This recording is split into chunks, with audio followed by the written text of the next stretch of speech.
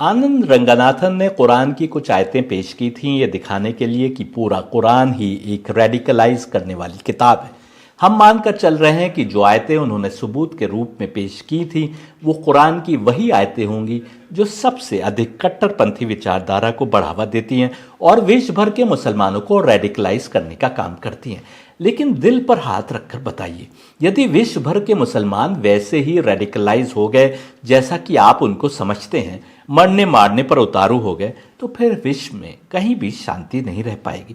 ये तो बहुत थोड़े से मुट्ठी भर मुसलमान हैं जो कुरान को वैसे इंटरप्रेट करते हैं जैसे आनंद रंगनाथन करने की कोशिश कर रहे हैं। दरअसल जो कोई भी दुनिया के मोह रंग में ग्रस्त रहते हुए या शैतानी वसवसों में फंसकर दीन को समझने की कोशिश करेगा, वो उससे बहके हुए आर्थी समझेगा, भले ही मुसलमान हो या कोई और। पिछले अपलोड में मैंने दिखाया कि गीता भी ऐसे ही कुछ कह रही है। याद रखने की बात यह है कि ये दुनिया एक इम्तिहान है, एक परीक्षा है और लंबी या हमेशा की जिंदगी अगली जिंदगी है। इस सृष्टि के एक रब ने दुनिया के हर कोने में विभिन्न भाषाएं बोलने वालों के बीच पैगंबर यानी अवतार भेजे, जिसका बस एक मकसद था, इस दुनिया के इंसान को वो राह दिखाना और बताना जो उसे अगली दुनिया के लिए तैयार करे। कुरान का मकसद भी इंसानियत की रहनुमाई करना है, उसको सात्विक यानी रूहानी राहों पर आगे बढ़ने, खुदा और खुदा के क्रिएशन के हुकूक को पूरा करने, यानी सिर्फ खुदा के हुकूक पूरा नहीं करने बल्कि हर इंसान और जितना क्रिएशन है सबके हुकूक को पूरा करने और मोक्ष यानी निजात पाने के लिए तैयार करना है। कुरान यदि पुराने ज़माने के लोगों के किस्से बता रहा है तो इसी कारण, डरा रहा है या खुशखबरी सुना रहा है तो भी इसी कारण। 3:132 के बाद अगली आयत जो आनंद रंगनाथन ने पेश की है वो 8:249-250 है। हमने सोचा ये आयत भी बहुत ही खतरनाक आयत होगी। शायद ये आयत आनंद रंगनाथन की कही बात को साबित करे कि तमाम रेडिकलाइजेशन का जनक कुरान है। परंतु 8वें सूरे में तो आयत नंबर 249 है ही नहीं। 8वां सूरा सूरे अनफाल है जिसमें केवल 75 आयतें। अब क्या करें? शायद आयतें रटते समय आनंद रंगनाथन ने गलत नंबर याद कर लिए या भूल गए कि कौन सी आयत है। 8वें सूरे की 49वीं और 50वीं आयत चेक कर लेते हैं कि शायद इनके मतलब की कुछ बात कर रही हो।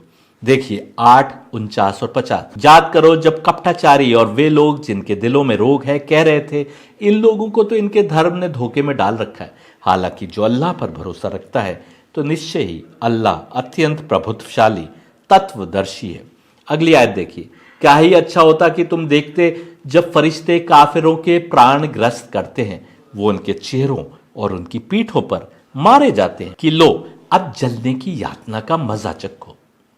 अब समझ में आया इनको सारी नफरत शब्द काफिर से है, क्योंकि इस आयत में काफिरों को सजा देने की बात हो रही है और कहा जा रहा है कि फरिश्ते जब काफिरों के प्राण ग्रस्त करते हैं तो उनके चेहरों और उनकी पीठों पर मारते जाते हैं। जरूर जब ये 8:249-250 की बात कर रहे थे तो इनका आशय यही 8:49 और 50 रहा होगा। अफसोस कि जहां जहां शब्द काफिर आया है ये समझने लगते हैं कि इनकी बात हो रही है। मुसलमानों की भी गलती है कि उन्होंने या तो शब्द काफिर का अर्थ स्वयं ठीक ठीक नहीं समझा या फिर दूसरों को सही अर्थ नहीं समझाया। हकीकत तो यह है कि हमने काफिर शब्द भी गलत समझा है। आज जो सबसे बड़ी समस्या है, जैसा कि मुसलमानों के लिए कहा जाता है कि वो दूसरों के लिए काफिर शब्द का प्रयोग करते हैं, ये असल मुसलमानों की गलत समझ पर आधारित धारणा के कारण है। इन मुसलमानों ने शब्द काफिर को इस्म यानी नाउन यानी संज्ञा समझा। जैसा कि मैंने पिछले वीडियो में दिखाया था कि अल्लाह को भी हम नाउन समझते हैं, जो एक बड़ी भूल है, जबकि हकीकत ये थी कि शब्द काफिर विशेषण यानी एडजेक्टिव यानी सिफत है। ठीक वैसे जैसे शब्द अल्लाह विशेषण यानी एडजेक्टिव यानी सिफत है, इस्म यानी नाउन यानी संज्ञा नहीं है। जिस किसी में भी वो विशेषता पाई जाए जो काफिर में होनी चाहिए वही काफिर है। एक मुसलमान भी काफिर हो सकता है और एक गैर मुस्लिम भी काफिर की डेफिनेशन से परे हो सकता है। मुसलमानों के सामने जब कुरान की आयतें पेश की जाती हैं जिनमें काफिरों को कत्ल करने की बात हो रही है तो वो उन आयतों को समझा पाने में अक्षम रहते हैं, क्योंकि उन्होंने बहुत सी बातों को सही सही नहीं समझा। असल में कुरान में जब काफिरों को मारने की बात आई है तो वहां भी हमको देखना होगा कि किस संदर्भ में वो आयतें आई हैं। जब हम जान ही नहीं रहे कि काफिर कौन है तो फिर किस को मारेंगे, किस से लड़ेंगे और कैसे डिफाइन करेंगे कुरान की आयतों को। कुरान क्या कह रहा है हमको देखना होगा। कुरान की आयत 86-15 देखिए, जिसमें काफिर का शब्द आ रहा है। बेशक वो यानी काफिर पुरफरेब तदबीरों में लगे हुए हैं। और 16वीं आयत कहती है और मैं अपनी तदबीर बना रहा हूं। और 17वीं आयत कहती है बस आप काफिरों को जरा मोहलत दे दीजिए, ज्यादा नहीं, बस उन्हें थोड़ी सी ढील और दे दीजिए। यानी इस आयत से शब्द काफिर का जो मतलब निकल रहा है उसके अनुसार काफिर वो है जो तदबीर कर रहा है, आपको फरेब देने की तदबीर, आपको नीचा दिखाने की तदबीर, आपको झूठा साबित करने की तदबीर कर रहा है, जो प्लानिंग कर रहा है आपके खिलाफ। काफिर हर कोई नहीं हो सकता। जो आपके विरुद्ध तदबीर कर रहा है, स्कीमें बना रहा है आपको नुकसान पहुंचाने के लिए। और तदबीर करेगा कौन? जो जान रहा है कि हक क्या है और झुठला रहा है, वो काफिर है। शब्द काफिर का जो मैं मतलब समझ पाया हूं, जो हर जगह जहां काफिर का कुरान में शब्द आया है वहां फिट हो रहा है, वो ये कि जिसने हक को पहचान लिया और हक को पहचानने के बाद उसने उसे झुठलाया, या उसने हक के नुमाइंदों के खिलाफ साजिशें की और या उनसे लड़ने को आ गया, वो कुरान की नजर में काफिर है। यदि यह अर्थ नहीं है तो बस ये है कि जो भी समय के अवतार यानी पैगंबर के सामने जो हक का सबसे बड़ा नुमाइंदा है युद्ध को आ जाए। जाहिर है जो ऐसा करेगा वो तमस यानी जुल्मत का मोहरा होगा और खुल्लम खुल्ला शैतान के लिए काम कर रहा होगा। अब ऐसे लोगों के साथ क्या किया जाएगा? यानी धोखे से भरी हुई तदबीरें कर रहा है और आपको नेस्त नाबूद करने की तदबीरें कर रहा है, आपको समाप्त करने की तदबीरें कर रहा है, यानी आपका नामो निशान मिटाने पर तुला है।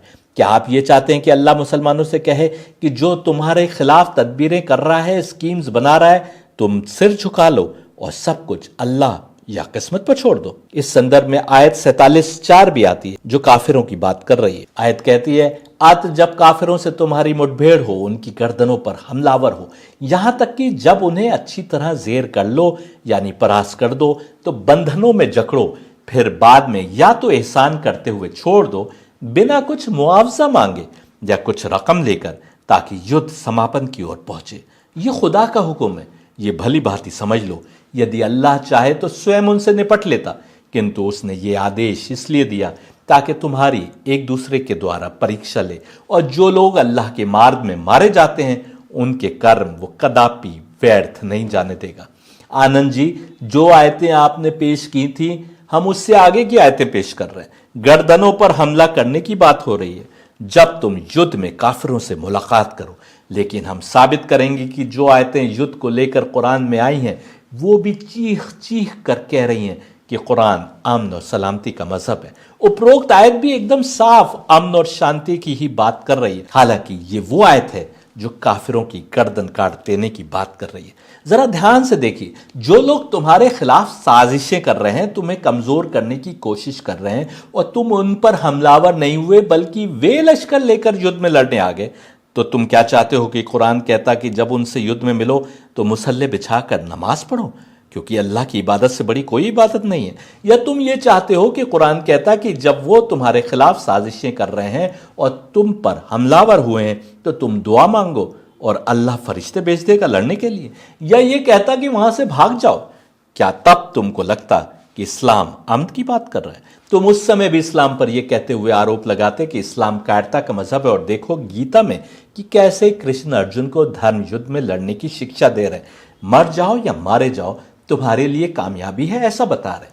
कृष्ण अर्जुन से एकदम साफ कह रहे हैं कि यदि तुम मारे जाओ तो यह तुम्हारे लिए सीधे स्वर्ग में दाखिले की जमानत है। लेकिन कुरान यदि धर्म युद्ध में मारे जाने पर स्वर्ग में जाने की बात करता है तो तुम कहते हो कि अल्लाह लड़ाई का लोभ दे रहा है। यदि कृष्ण ने कौरवों की सेना के हमले के आगे पांडवों को योगासन में बैठने को बोला होता और कुरान हमलावरों से लड़ने की बात कर रहा होता तो हम भी मान लेते कि कुरान हिंसा की शिक्षा देता है जबकि गीता शांति संदेश देती है। लेकिन युद्ध की बात करने के बावजूद गीता शांति और अहिंसा की सबसे बड़ी किताबों में से है, तो दूसरी ओर युद्ध की बात होने के बावजूद कुरान अमन और शांति का न केवल संदेश देता है, कुरान पर चलने वालों को वही मार्ग इख्तियार करने को कहता है। आओ पहले देखते हैं गीता से कुछ अंश जिसमें कृष्ण अर्जुन को तैयार कर रहे हैं सामने मौजूद फौज को कत्ल कर देने के लिए, जिसमें न सिर्फ अर्जुन के करीबी रिश्तेदार और दोस्त थे बल्कि हजारों ब्राह्मण और कुछ बहुत ही नामवर धर्मगुरु थे। गीता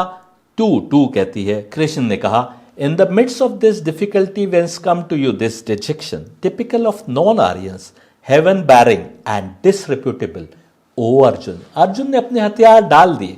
क्रिश्चियंस कह रहे हैं ये तो नॉन आर्यन जैसा है, अनार्या का शब्द प्रयोग कर रहे हैं कि उनकी खसलत नहीं है आर्यंस की. और हेवन बारिंग बता रहे हैं, यानी अब तुम स्वर्ग में नहीं जाओगे हथियार डालकर, तुमको लड़ना होगा. और डिसरेप्यूटेबल बता रहे हैं, यानी तुम्हारी इज्जत पर, तुम्हारी साख पर धब्बा लग जाएगा अगर तुम नहीं लड़ते हो. और गीता 2:3 में कहते हैं, give not yourself to importance O Partha, it doesn't befit you, cast off this base faint heartedness arise O terror of force. इसको इंपोर्टेंस बता रहे हैं, नपुंसकता, हथियार डाल देने को, और कहते हैं तुम्हारे ऊपर शोभा नहीं देता. और इसको कायरता बता रहे हैं, फेंट हार्टेडनेस, और कह रहे हैं उठो ऐ वो कि जो दुश्मनों के ऊपर टेरर बन के टूट पड़ते हो. और गीता 2:31 कहती है, further looking to your own duty you should not waver, because there is nothing more welcome to a kshatriya than righteous war. Righteous war की बात कर रहे हैं. अवतार के हुक्म से लड़ी जाने वाली वॉर राइटियस नहीं होगी तो कौन सी वॉर होगी?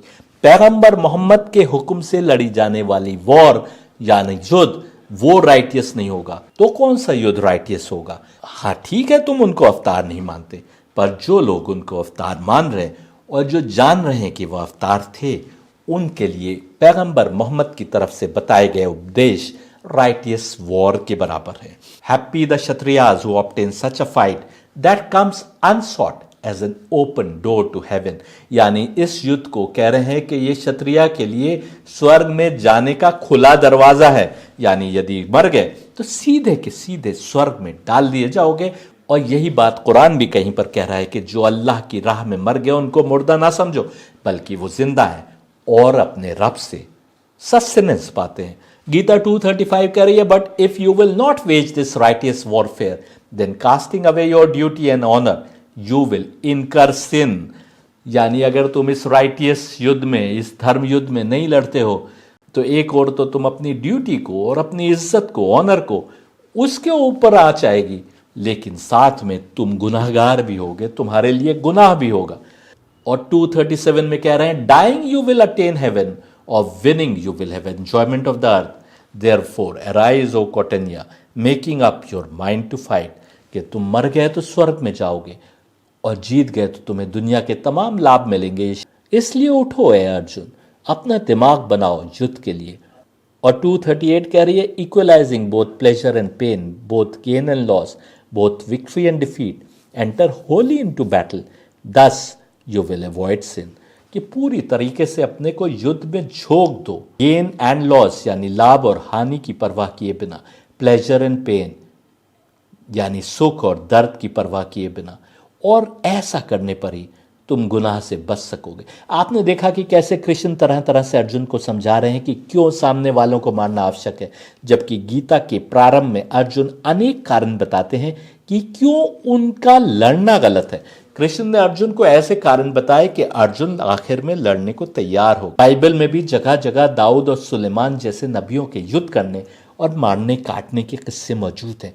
जैसा मैं दिखा रहा हूं, परमात्मा का अवतार आता ही है धर्म को स्थापित करने और अधर्म का नाश करने, जैसा कि गीता में कहा गया. यदि इस्लाम पर हिंसक होने के आरोप लगते हैं तो इसके जिम्मेदार वो मुस्लिम शासक भी है जो अपने को मुसलमानों का खलीफा कहते थे और जिहाद और काफिर के मानी को अपने हित में इंटरप्रेट करके दूसरों की जमीनों और दौलत पर कब्जा करने की नीयत से युद्ध करते थे. आप अब्बासियों को देखिए, आप बात के कितने ही ऐसे खलीफाओं को देखिए. इन खलीफाओं ने अपने हित के कारण कुरान की शिक्षा को इंटरप्रेट करवाया, जिसके कारण आज दुनिया भर में मुसलमान जलील और रुस्वा हो रहे हैं. मुसलमानों को कुरान की असली समझ पर आना होगा यदि वो चाहते हैं कि दुनिया वाले उन्हें इज्जत की नज़र से देखें, नहीं तो वो दिन दूर नहीं कि मुसलमानों का दाना पानी कम हो जाएगा.